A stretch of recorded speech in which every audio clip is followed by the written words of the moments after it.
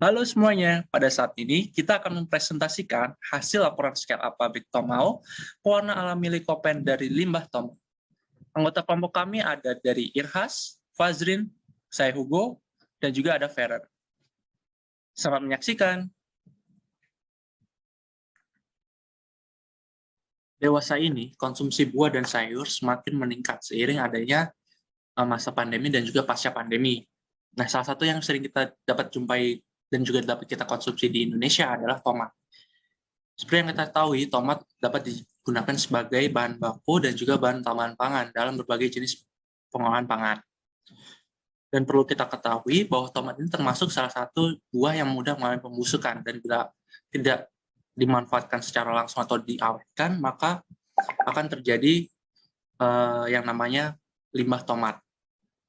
Nah, limbah tomat ini dapat kita jumpai dari pasar tradisional maupun produsen-produsen dari pengolah pangan dan juga dari petani. Kemudian juga ada tomat yang tidak lulus QC dan juga pemanfaatan tomat yang kurang optimal sehingga salah satu bahan utama seperti likopen akan terbuang dengan sia-sia. Selanjutnya adalah analisis tip dari produksi Tomao. Areanya melingkupi sosial, teknologi, ekonomi, ekologi, dan politik. Implikasi dari kegiatan produksi Tomao berhubungan dengan major points dari area-area tersebut. Analisis aspek pasar dan pemasaran merupakan suatu usulan proyek yang ditujukan untuk mendapatkan gambaran mengenai besar pasar potensial yang tersedia dan mengurangi kemungkinan resiko yang akan terjadi di masa yang akan datang. Analisis aspek pasar dan pemasaran sangatlah penting dalam menentukan sasaran sehingga dapat ditargetkan melalui berbagai strategi pemasaran yang dirancang dan akan diterapkan ke depannya.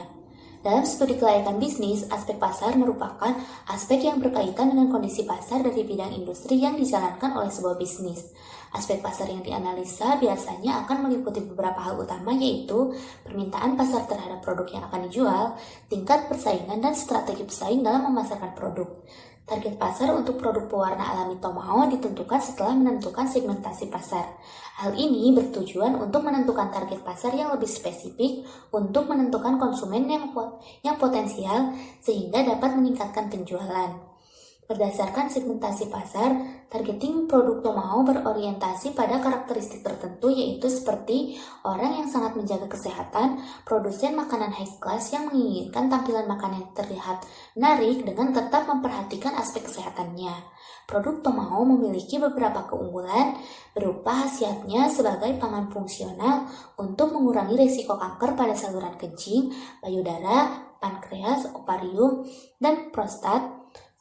Selain itu juga membantu meningkatkan kesuburan fungsi pada kelamin pria, bermanfaat untuk mencegah berbagai penyakit dan meningkatkan kecantikan kulit. Produk Tomao tidak memandang pewarna makanan komersil lain sebagai kompetitor karena perbedaan kelas, harga, dan mutu nutrisi yang dimilikinya. Maka Tomao lebih menargetkan pasar menengah ke atas, yaitu dengan target pembelinya pebisnis dengan produk luxury. Dalam aspek pasar dan pemasaran sendiri berarti serangkaian aktivitas, intuisi, dan proses yang dilakukan untuk mengkomunikasikan penawaran yang memiliki nilai bagi pelanggan, klien, atau masyarakat luas. Salah satu strategi yang digunakan dalam aspek pasar dan pemasaran adalah bauran pemasaran yang terdiri dari 4P, yaitu ada produk, price, place, dan promotion untuk menentukan langkah-langkah aplikatif dalam mengambil strategi yang tepat untuk memasarkan dan menarik minat konsumen terhadap produk. Yang pertama yaitu ada produk. Pewarna alami Tomao merupakan salah satu inovasi produk bahan tambah makanan berupa pewarna alami likopen dari limbah buah tomat yang memiliki berbagai manfaat, yaitu aman untuk kesehatan. Tomao juga dikemas dengan packaging yang tepat guna dan menarik. Berdasarkan target konsumen, penetapan harga untuk produk pewarna alami Tomao cukup tinggi karena produk ini terbuat dari bahan alami yang mengandung banyak manfaat untuk kesehatan. Berdasarkan target pasar dan kondisi saat ini, tempat yang dipilih untuk memasarkan produk Tomao adalah di Kabupaten Garut dengan mempertimbangkan berbagai faktor seperti ketersediaan bahan baku, utilitas, serta sarana untuk pendistribusiannya yang strategis. Selain itu, teknologi sangat berperan penting dalam memenuhi kebutuhan hidup. Maka tempat lain untuk memasarkan produk Tomao adalah melalui e-commerce dan online shop.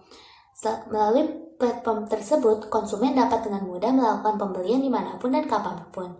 Selanjutnya yaitu strategi promosi yang dilakukan adalah periklanan melalui media sosial seperti Instagram, Line, Twitter, dan Facebook dengan cara paid promote, testimoni konsumen, serta membuat official account. Hal tersebut bertujuan untuk menarik pasar yang luas sekaligus meningkatkan kepercayaan masyarakat terhadap produk.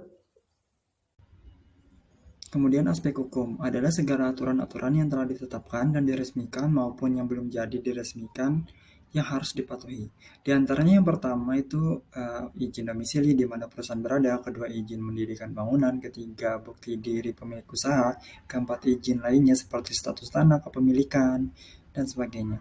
Kelima surat izin usaha, keenam NPWP, ketujuh tanda daftar perusahaan, kedelapan badan usaha. Selanjutnya penggunaan likopen ke dalam makanan termasuk kategori BTP, bahan tambahan pangan, telah diatur oleh BPOM dan Peraturan Menteri Kesehatan RI Nomor 33 Tahun 2012 mengenai bahan tambahan pangan yang diizinkan untuk ditambahkan pada makanan dan minuman. Untuk pengaturan ekstrak likopen dari tomat terlampir pada INS 160D yang ketiga. Dapat dilihat batas maksimal CPPB yang merupakan jumlah BTP yang diizinkan terdapat pada pangan dalam jumlah secukupnya yang diperlukan untuk menghasilkan efek yang diinginkan.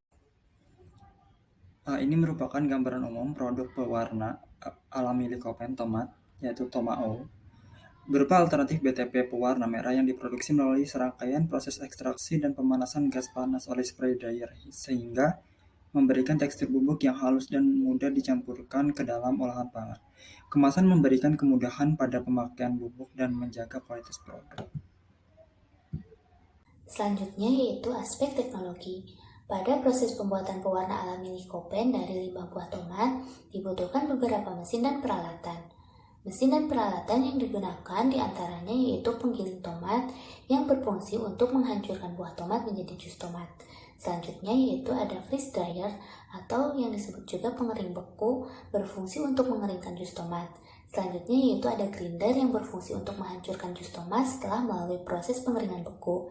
Selanjutnya yaitu ada supercritical CO2 extraction yang berfungsi untuk mengekstraksi likopen. Selanjutnya yaitu spray dryer yang berfungsi untuk mengeringkan ekstrak likopen yang telah ditambahkan maltodextrin. Nah, yang terakhir yaitu ada automatic capping mesin adalah alat yang digunakan pada produk akhir untuk menyegel isi produk pada kemasan. Selanjutnya adalah aspek penentuan lokasi pabrik.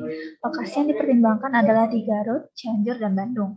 Faktor-faktor yang berpengaruh dalam pemilihan lokasi adalah ketersediaan bahan baku, harga tanah dan pajak, sumber tenaga dan listrik, SDM, dan upah tenaga kerja, transportasi, dan pemasaran. Pertama dilakukan penilaian relatif dengan skala 1-10, lalu setiap faktor diberi bobot berbeda-beda sebagai pertimbangan.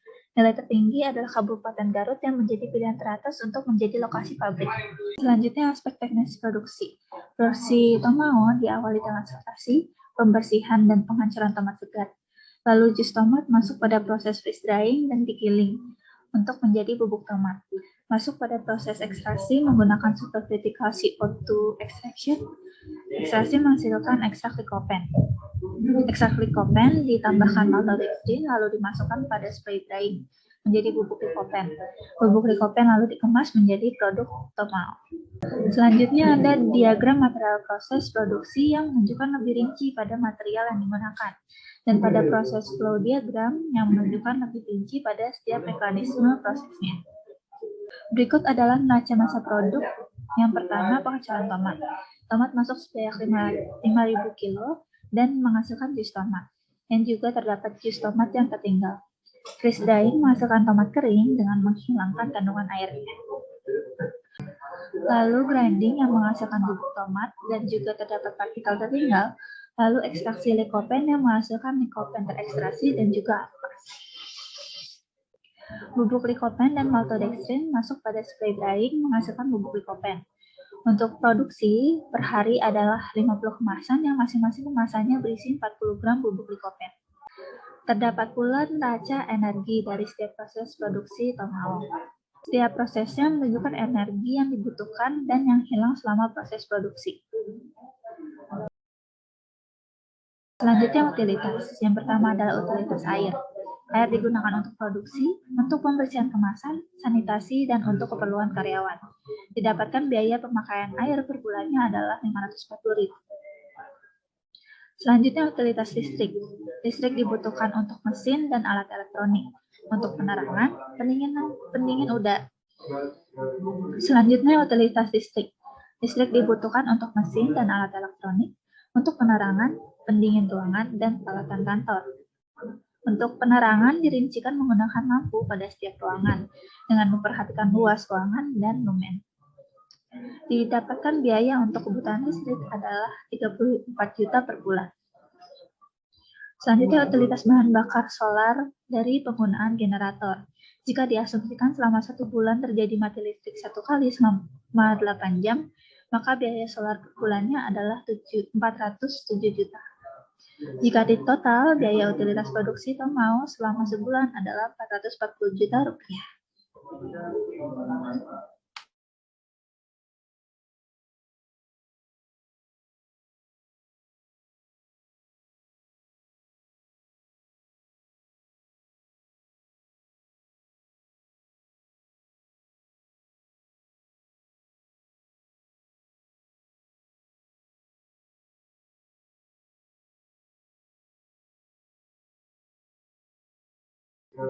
Selanjutnya utilitas listrik. Listrik dibutuhkan untuk mesin dan alat elektronik, untuk penerangan, pendingin ruangan, dan peralatan kantor. Untuk penerangan dirincikan menggunakan lampu pada setiap ruangan, dengan memperhatikan luas ruangan dan lumen. Didapatkan biaya untuk kebutuhan listrik adalah 34 juta per bulan. Selanjutnya utilitas bahan bakar solar dari penggunaan generator. Jika diasumsikan selama 1 bulan terjadi mati listrik 1 kali selama 8 jam, maka biaya solar per bulannya adalah 407 juta. Jika di total, biaya utilitas produksi Tomao selama sebulan adalah 440 juta rupiah.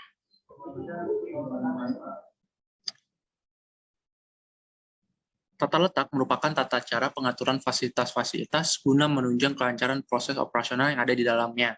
Nah, tata letak pabrik ini terdiri dari suatu susunan fasilitas fisik yang terdiri dari atas perlengkapan, tenaga, bangunan, dan juga sarana lain yang harus mempunyai tujuan mengoptimalkan hubungan antara petugas pelaksana, aliran barang, aliran informasi, dan juga tata cara yang diperlukan untuk mencapai tujuan secara efektif, efisien, ekonomis, dan juga aman. Nah, kemudian dalam merancang tata letak pabrik, terdapat 6 hal dasar yang perlu diperhatikan.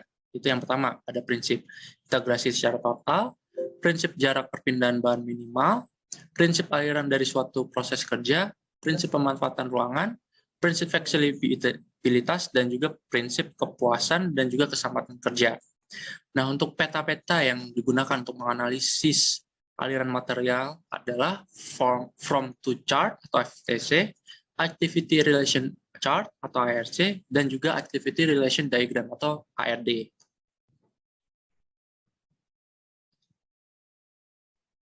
Berikut adalah daftar dan juga gambaran letak ruangan yang telah dibuat dalam bentuk block plan, yang dibuat untuk menunjang tata letak pabrik Tomao yang baik. Yang pertama ada barang masuk atau in, kemudian ada sortasi, penghancuran, freeze drying, grinding, supercritical CO2 extractor, spray drying, packaging, storage, parkiran untuk pengiriman atau out, dan juga ada QC atau quality control, ada kantor, kantin, klinik, toilet, dan juga ada ruangan monitoring, ada parkiran, dan juga ada yang namanya gudang. Setelah kita membuat block plan, kita lanjutkan dengan pembuatan ARC atau Activity Relation Chart. Nah, ARC adalah peta yang menggambarkan tingkat hubungan antar bagian atau kegiatan yang terdapat dalam suatu perusahaan industri. Dan ini akan menampilkan keterikatan atau keterkaitan antar area yang ada di dalam untuk menunjang aktivitas selama produk dibuat, sehingga dapat ditentukan tingkat kedekatan antar proses satu dengan yang lainnya. Nah, untuk ARC ini kami buat dalam bentuk seperti piramida, dengan keterangan ada untuk tingkat kepentingannya masing-masing dari mutlak penting berdekatan, sangat penting berdekatan, penting berdampingan, biasa, kedekatannya tidak di mana saja tidak masalah, tidak penting, tidak perlu adanya keterkaitan geografis apapun, atau ada juga yang tidak diinginkan untuk berdekatan. Dan juga ada masing-masing kode, yaitu A, E, I, O, U, dan juga X. Kemudian kita lanjutkan ke dalam flowchart atau denah yang kita gunakan untuk melihat apakah masing-masing ruangan ini memang dibutuhkan untuk berdekatan ataupun untuk berjauhan agar tidak terjadinya kontaminasi ataupun hal-hal yang tidak diinginkan. Seperti kita dapat lihat di diagram berikut ini. Selanjutnya kita masuk ke dalam aspek kebutuhan dana. Yang pertama akan saya bahas adalah pengeluaran. Di pengeluaran kita akan membutuhkan untuk bahan baku, bangunan, mesin produksi, utilitas dan mesin pendukung, dan yang terakhir ada biaya operasional dan juga gaji karyawan. Dengan total kebutuhan yang kita butuhkan untuk dikeluarkan adalah sebesar 1.642.610.100 rupiah.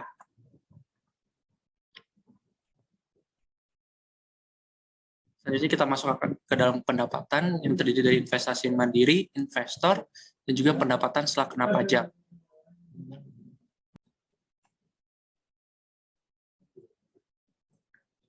Selanjutnya kita akan masuk ke dalam analisis kelayakan keuangan, yang dimana kita akan menghitung dari setiap tahunnya ada penyusutan, kas bersih, diskon faktor atau DF sebanyak 20%, dan juga PV kas bersih pada setiap tahunnya, dimana kita akan mendapatkan jumlah kas bersih sebesar 6.845.600 rupiah.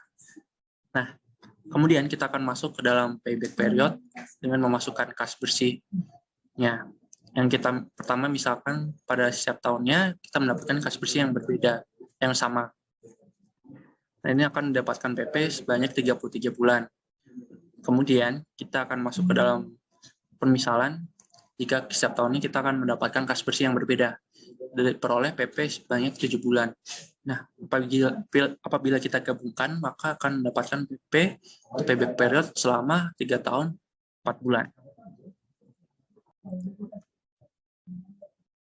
Kemudian kita akan masuk ke dalam NPV atau net present value, yang dimana jika pertama kita permisalkan jika setiap tahunnya kita mendapatkan kas bersih yang sama, dan juga yang kedua jika kita mendapatkan kas bersih yang berbeda. Yang pertama, jika kita mendapatkan kas bersih yang sama, kita akan memperoleh NPV sebesar 2.476.530.350 rupiah. Dan yang kedua, jika setiap tahun kita mendapatkan NPV kas bersih yang berbeda, akan diperoleh total NPV yaitu 1.8.465.600 rupiah. Nah, kemudian kita akan masukkan ke dalam total PV kas bersih dan total PV investasi, di mana C1 kita peroleh 57.354.080 rupiah, dan juga C2-nya di mana kita akan mendapatkan total PV kas bersihnya minus 44.172.480 rupiah.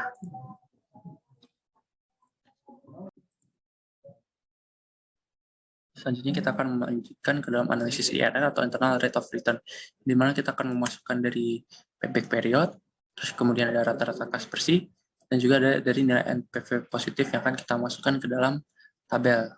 Dan ketika kita analisis dan juga kita perhitungkan, kita akan mendapatkan IRR atau internal rate of return sebesar 28,6%.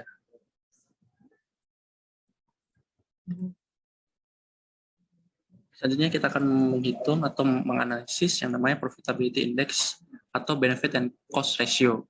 Yang pertama, kita akan memasukkan ke dalam PI dengan kas bersih yang sama. Akan diperoleh PI sebesar 150% atau sebanyak 1,5 kali. Dan yang kedua, kita akan memasukkan permisalan, yaitu jika kita mendapatkan uang kas bersih yang berbeda setiap tahunnya, diperoleh PI atau profitability index sebesar 120 kali, 120% atau 1,2 kali.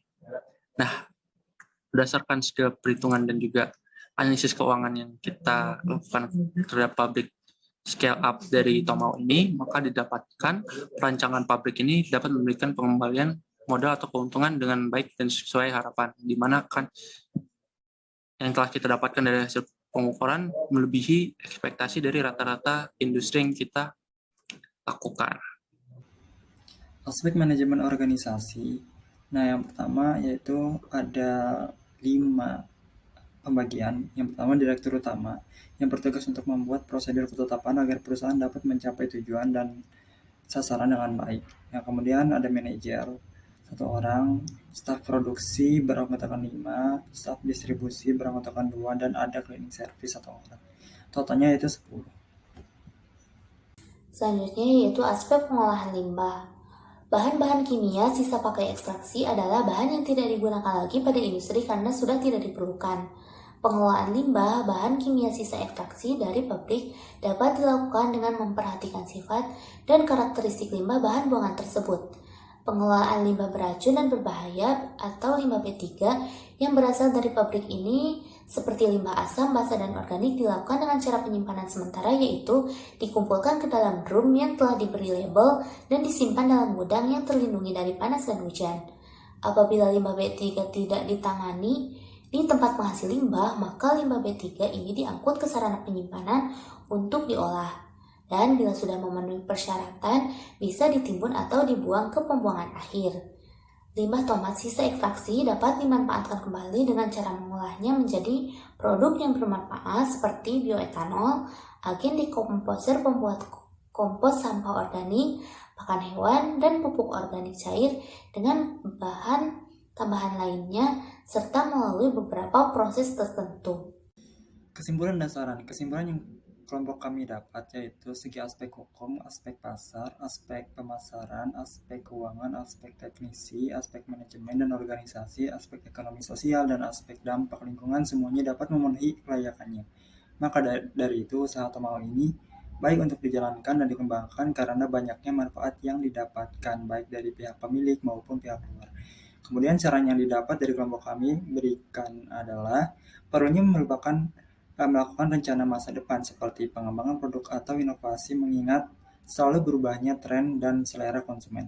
Inovasi juga dapat dilakukan dengan merubah kemasan produk agar lebih menarik dengan menambahkan informasi tentang produk. Sebaiknya informasi Tomao terus mempertahankan kualitas yang dimilikinya.